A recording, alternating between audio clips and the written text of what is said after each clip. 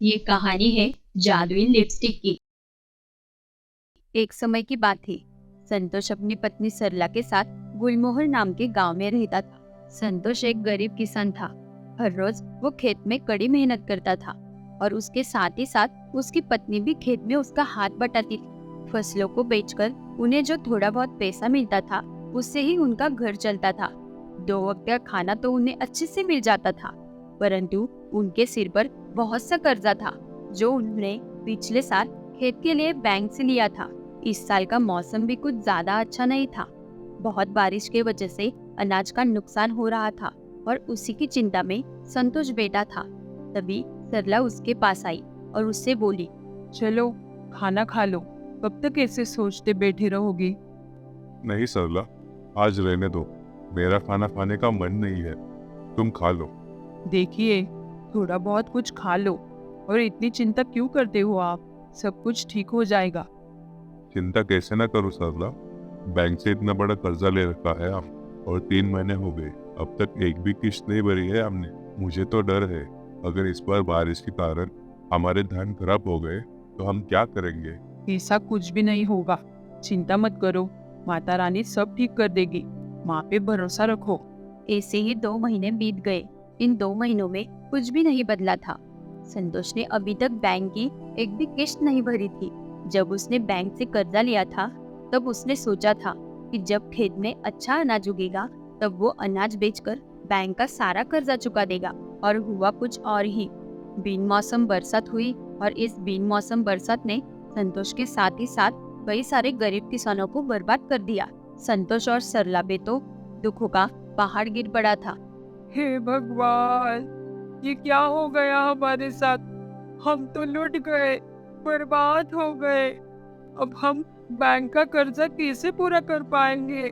मुझे तो बहुत डर लग रहा है सरला, अगर बैंक वालों ने हमारे खेत जब्त कर लिए तो फिर हम घर कैसे चलाएंगे, हमारा पेट कैसे पालेंगे। अगले दिन बैंक की एक कर्मचारी संतोष के घर आई। संतोष जी, आपने पिछले 3 महीने से बैंक की एक भी किस्त नहीं भरी है। देखिए, अगर आपने बैंक की किस्त नहीं भरी तो ऐसा ना हो खेत और घर भी आपके हाथ से निकल जाए। ऐसा मत करो मैडम जी, एक किसान उसके खेत को बढ़ाने के लिए क्या कुछ नहीं कर, उसका खेत ही उसके लिए सब कुछ होता है। अगर वो ही आप उससे छीन लोगे तो वो क्या करेगा, क्या खाएगा, और दूसरा काम भी तो नहीं आता हमें। देखिए, हम भी मजबूर होते हैं। कर्जा लेते वक्त आप लोग भी हमें वादा करते हैं कि आप समय पर किस्तें भर देंगे। भरोसा करके हम आपको कर्जा भी दे देते हैं, पर अगर आप ही वो कर्जा चुका नहीं पाते तो उसमें हम क्या कर सकते हैं? उसमें हमारी कोई गलती नहीं होती। देखो, अगर अभी तुम्हारे पास कर्जा चुकाने के लिए पैसे नहीं है तो अभी तुम तुम्हारे घर और खेत के कागजात हमारे पास गिरवे रख सकते हो, और जब भी तुम्हारे पास पैसे आ जाएंगे तब तुम पैसे देकर उन्हें छुड़वा देना। संतोष सोचने लगता है और ना चाहते हुए भी वो अपने घर और खेत के कागजात बैंक के कर्मचारी को दे देता है। इस बात से संतोष और सरला बहुत दुखी थे। बैंक के कर्मचारी ने उनके घर पर ताला मार दिया और वो दोनों कुछ ही समय में बेघर हो गए। दोनों को घर छोड़ने के अलावा कुछ और पर्याय भी नहीं था। चलते चलते वो दोनों जंगल पहुंच गए। सरला के पैर में अचानक से मोच आ गई और वो नीचे गिर गई। आह, बहुत दर्द हो रहा है। माता रानी, ये हमारे साथ क्या हो रहा है?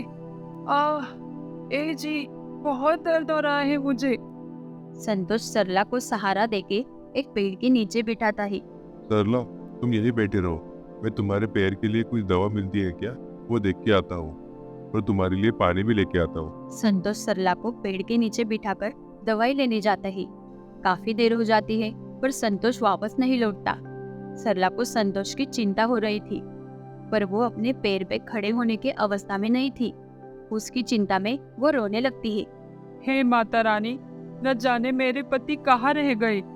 आज तक मैंने आपकी कितनी सेवा की, कितने व्रत किए, पूजा पाठ किए। माँ, आप पे मैंने हमेशा भरोसा किया। मैंने आपकी सच्चे मन से प्रार्थना की, फिर भी आपने हमारा सब कुछ छीन लिया। अब मेरे पास मेरे पति के अलावा कुछ भी नहीं है। कृपा करके उन पे अपनी कृपा दृष्टि रखना माँ।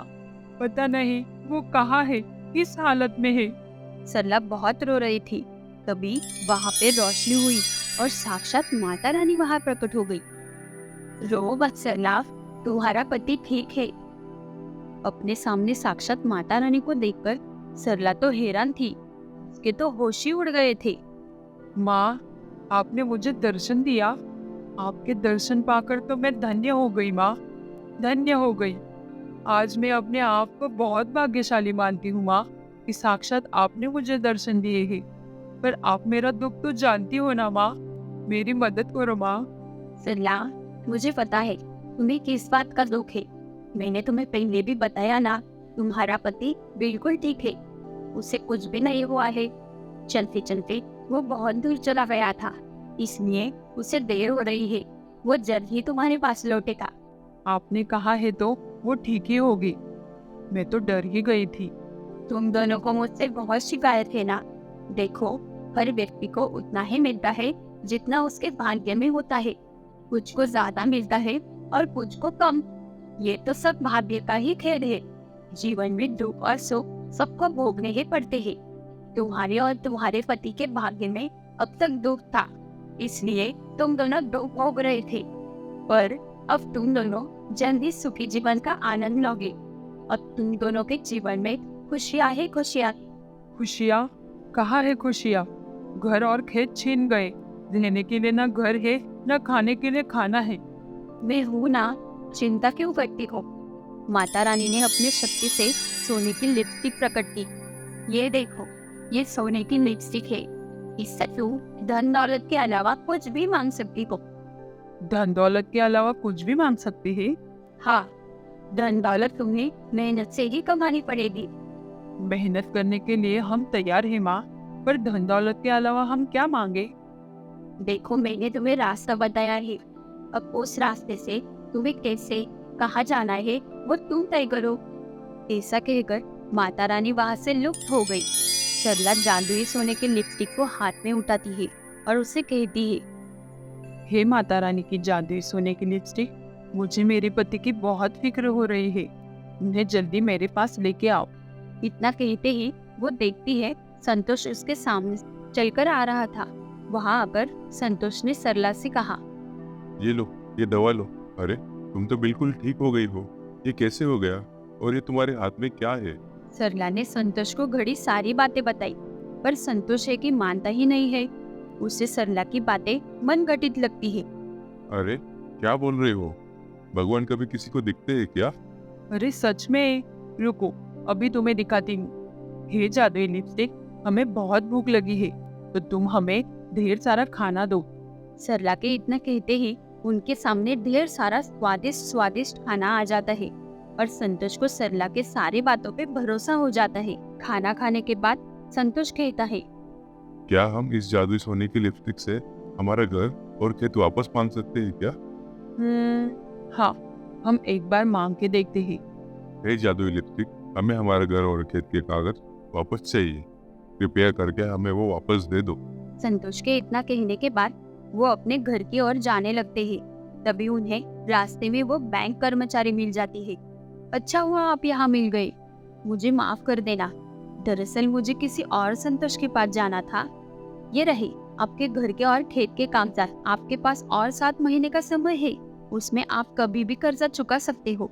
खेत के कागजात वापस मिलने से संतोष और सरला बहुत खुश थी। ये सब कुछ माता रानी की कृपा है। हाँ सरला, तुम सच कहती थी। माता रानी सब ठीक कर देगी। देखो, माँ की वजह से हमारा घर और खेत वापस मिल गए। चलो, अब 7 महीने का समय है, उसमें हमें कैसे भी करके पैसों का इंतजाम करना पड़ेगा।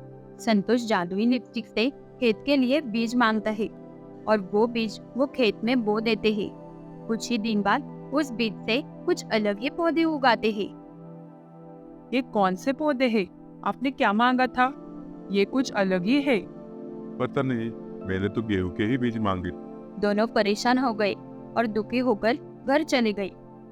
अगले दिन वो फिर से खेत में आते हैं और खेत में आकर देखते हैं तो क्या, पूरा खेत सोने के लिपस्टिक से भरा हुआ था। जो अलग किस्म का पौधा खेत में आया था, उसे सोने के लिपस्टिक उगाए थे। जय हो माता रानी की। माँ, आपने तो हमारे भाग ही बदल दिए। इस तरह माता रानी के जादुई लिपस्टिक की मदद से वो दोनों ने अपने सारे दुखों को सुखों में बदल दिया।